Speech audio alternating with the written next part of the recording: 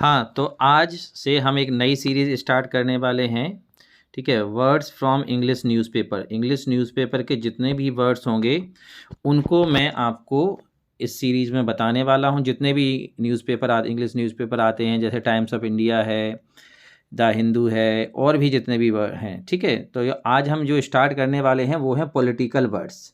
राजनीति से रिलेटेड जो भी न्यूज़ आएगी इंग्लिश न्यूज़पेपर में, उससे रिलेटेड जितने भी वर्ड हैं इस सीरीज़ में वो आपको बताऊंगा। ये पहला पार्ट है। तो पहला वर्ड है हमारा कॉन्स्टिट्यूएंसी। इसे पढ़ते हैं कॉन्स्टिट्यूएंसी। ठीक है, का पे अम की मात्रा ये वाली कॉन्स्टिट्यूएंसी, इसे कहते हैं निर्वाचन क्षेत्र। जैसे जिस जगह आप रहते हैं वो, ठीक है, वहाँ पर आप उस क्षेत्र में आप विधायक चुनते हैं, सांसद चुनते हैं। ठीक है, तो उस क्षेत्र को, जैसे जो भी वहाँ से चुनाव लड़ रहे हैं उनकी वो क्या है, कॉन्स्टिट्यूएंसी है। ठीक है, निर्वाचन क्षेत्र है जहाँ से चुनकर वो विधानसभा या लोकसभा में जाते हैं। ठीक है, तो कॉन्स्टिट्यूएंसी मतलब निर्वाचन क्षेत्र, जिस क्षेत्र से लोग चुनाव लड़ते हैं और चुनाव लड़ के वो विधानसभा या लोकसभा में जाते हैं। दूसरा वर्ड है लेजिस्लेटर। लेजिस्लेटर का वैसे मतलब होता है विधान बनाने वाला, कानून बनाने वाला, और उन्हें हम कहते हैं विधायक। तो अब ये दो वर्ड आप कैसे याद रख सकते हो? आप ये वर्ड याद रख सकते हो कि आपकी जो कॉन्स्टिट्यूएंसी है, मतलब जिस क्षेत्र में आप रहते हो वहाँ से कौन लेजिस्लेटर हैं, मतलब कौन विधायक हैं, जिन्होंने चुनाव जीता, वो वहाँ के क्या हैं, लेजिस्लेटर हैं। ठीक है, और अब जब वो आपकी कॉन्स्टिट्यूएंसी से उन्हें चुनाव लड़ा और वो चुनाव जीत गए, तो वो क्या बन गए, वो बन गए लेजिस्लेटर। अब लेजिस्लेटर बनने के बाद फिर उन्हें कौन सा मंत्री पद मिला, मतलब मंत्री पद को मतलब हम कैसे कहते हैं, पोर्टफोलियो। कौन सा पोर्टफोलियो मिला, जैसे एजुकेशन मिनिस्ट्री मिली, होम मिनिस्ट्री मिली। कौन से मंत्री, जो वो मंत्री बने उनको जो विभाग मिला, जो पद मिला, मंत्री पद, उसे हम क्या कहते हैं, पोर्टफोलियो। तो अब इन तीनों वर्ड को हम कैसे कनेक्ट कर सकते हैं? हम कर सकते हैं कि आप चुपचाप बैठो और सोचो कि आपका जो कॉन्स्टिट्यूएंसी है, मतलब जो निर्वाचन क्षेत्र है, वहाँ के लेजिस्लेटर कौन है, उनके बारे में रिमेंबर याद करो। और फिर वो जो लेजिस्लेटर हैं आपकी कॉन्स्टिट्यूएंसी के, वो कौन सा पोर्टफोलियो उनके पास है, मतलब कौन सा मंत्री पद है, वो होम मिनिस्टर हैं, एजुकेशन मिनिस्टर हैं, या कोई और मिनिस्टर हैं, कौन सा पोर्टफोलियो उनके पास है। ठीक है, और उसके बाद सोचो कि क्या आप जब पोल हुए थे मतलब चुनाव हुए थे, पोल का मतलब होता है चुनाव, जब पोल हुए थे तो क्या आपने उनको वोट कास्ट किया था? वोट कास्ट मतलब उनको वोट दिया था।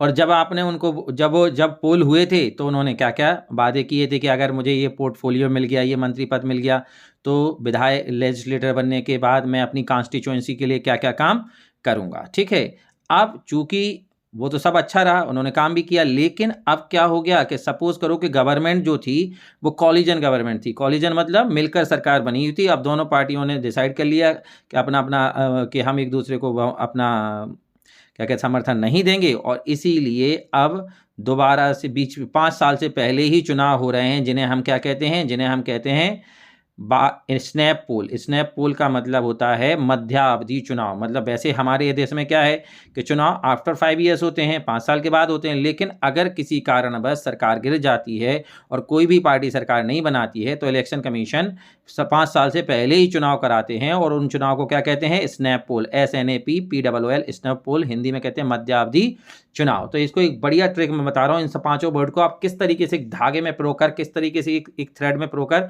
याद रख सकते हैं। आप जहां रहते हैं वो आपकी क्या है, कॉन्स्टिट्यूएंसी है, निर्वाचन क्षेत्र है। तो आपकी कॉन्स्टिट्यूएंसी से लेजिस्लेटर कौन है, मतलब विधायक कौन है, और जो लेजिस्लेटर हैं उनके पास कौन सा पोर्टफोलियो है, कौन सा मंत्री पद है।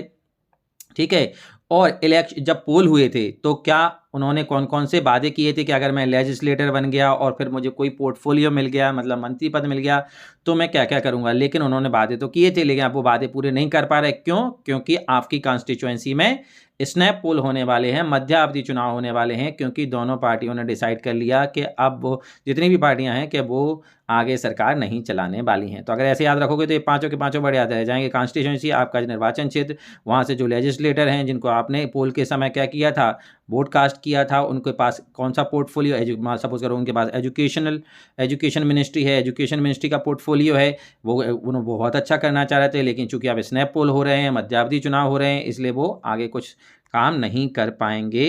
काय के लिए? अपनी कॉन्स्टिट्यूएंसी के लिए। ठीक है, चलो तो इनको और इसका स्क्रीनशॉट ले लो और इनको लिख लो, ठीक है, बहुत ज़रूरी है। आप देखो वैसे आप न्यूज़पेपर पढ़ोगे, फिर उनसे लिखोगे वर्ड, और फिर उसके बाद डिक्शनरी में देखोगे। मैं आपको बिल्कुल तैयार वर्ड दे रहा हूँ। इसके बाद ये सारे वर्ड, अगर आपने ये सारी सीरीज़ें अच्छे से कर ली तो ये समझ लीजिएगा कि कोई भी इंग्लिश न्यूज़पेपर आप आराम से पढ़ सकते हो और समझ सकते हो। और मैं 5 वर्ड ही क्यों दे रहा हूँ, ये भी एक बात है, क्योंकि अगर मैं 10, 20, 50 वर्ड दे दूंगा तो इतने जल्दी याद नहीं होते। आप रेगुलरली रोज़ का 5 वर्ड दूंगा, आपको याद भी हो जाएंगे और तरीके भी बताऊंगा, ठीक है। चलो तो अब जल्दी से इनको लिख लो और कमेंट करके बताओ कि आपने इन्हें याद कर लिया है, लिख लिया है।